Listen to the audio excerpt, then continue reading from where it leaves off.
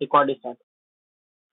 Section 3 के हिसाब से जो इस एक्ट का है, उसके सेक्शन 3A में वो ड्यूरिंग द पीरियड ऑफ इद्दत खुद के लिए मेंटेनेंस मांग सकती हैं, और 3(1)B के हिसाब से वैसे बच्चों के लिए जो 2 साल का आयु पूरा नहीं किया है, उनके लिए मेंटेनेंस मांग सकते हैं। ठीक है, ये सेक्शन 3 में इस एक्ट में डाला गया।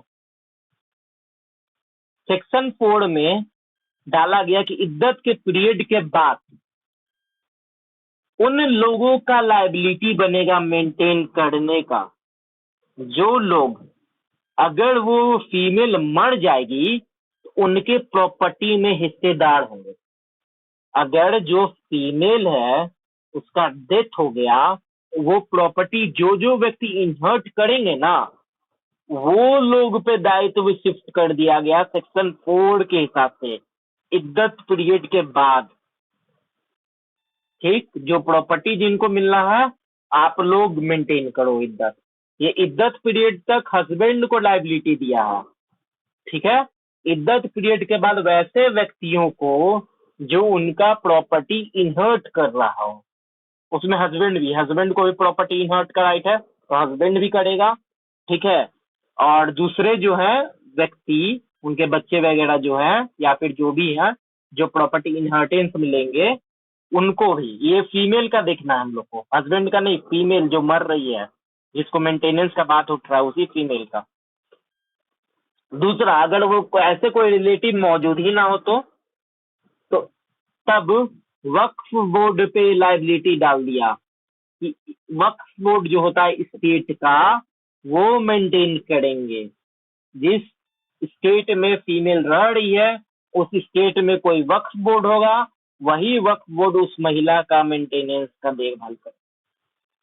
ठीक है, साथ ही साथ इसी एक्ट के सेक्शन 5 और 7 को एक साथ पढ़िएगा तो ये इंटरप्रिटेशन निकलेगा वहां से कि फीमेल को एक राइट दे दिया गया है वहां कि वो चूज कर ले कि उनको इस एक्ट से गाइड होना है, मुस्लिम women protection of right on divorce act से, या फिर सेक्शन 125 सीआरपीसी से।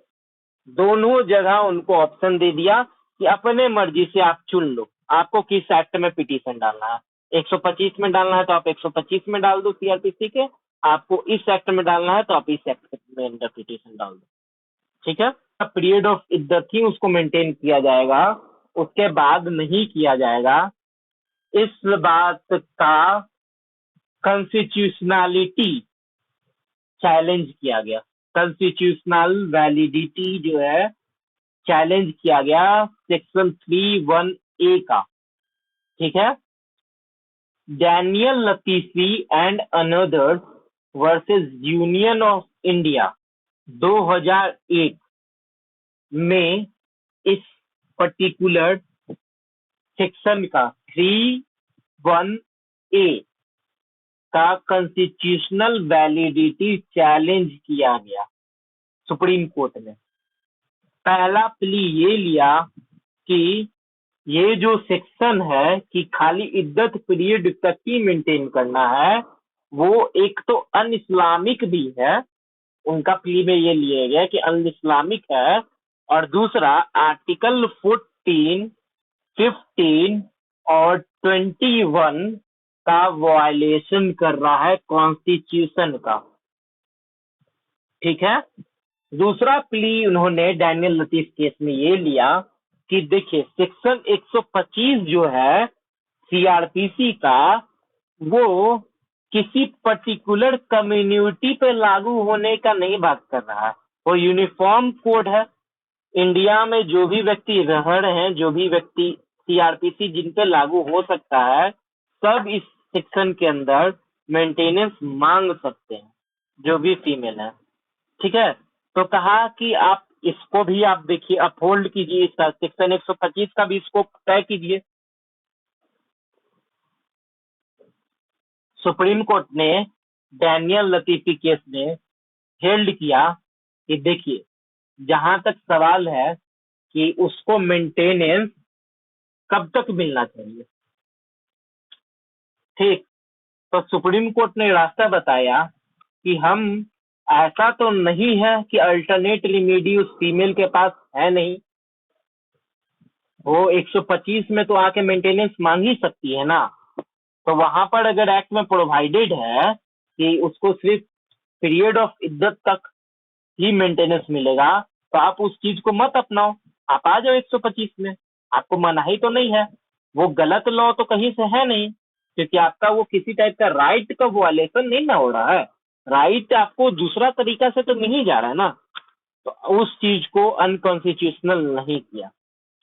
दूसरा क्वेश्चन ये उठा था कि आर्टिकल 14, 15 और 21 का वायलेशन है। आर्टिकल 14 और 125 को एक साथ देखिए, राइट टू इक्वालिटी, ठीक, सुप्रीम कोर्ट ने ये कहा कि इसका कैसे वायलेशन है।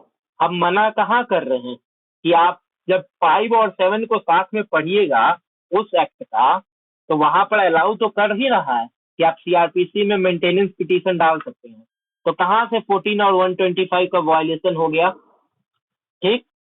दूसरा बोला कि जब 14 और 125 का वायलेशन नहीं हो रहा तो 21 का भी वायलेशन नहीं हो रहा, और आर्टिकल 15 में फीमेल से रिलेटेड गवर्नमेंट को ये पावर है कि फीमेल से रिलेटेड वो किसी टाइप का स्पेसिफिक लॉ इनेक्ट कर सकते हैं। उन्होंने अपना उसी पावर का एक्सरसाइज करके एक स्पेसिफिक लॉ इनेक्ट किया है, तो वो भी वायलेटेड में नहीं है। सुप्रीम कोर्ट ने जजमेंट में ये लिखा कि पढ़ने में ये लगता है कि ये जो है प्रोविजंस वो अनकॉन्स्टिट्यूशनल है, लेकिन इसका वाइडर सेंस में जब इंटरप्रिटेशन किया जाएगा तो ये क्लियर हो जाता है कि वो अनकॉन्स्टिट्यूशनल नहीं है, अल्ट्रा वायरस ऑफ कॉन्स्टिट्यूशन नहीं है, इंट्रा वायरस ऑफ कॉन्स्टिट्यूशन है, ठीक है। कॉन्स्टिट्यूशनल प्रोविजन है, अनकॉन्स्टिट्यूशनल प्रोविजन, ये उन्होंने हेल्ड किया।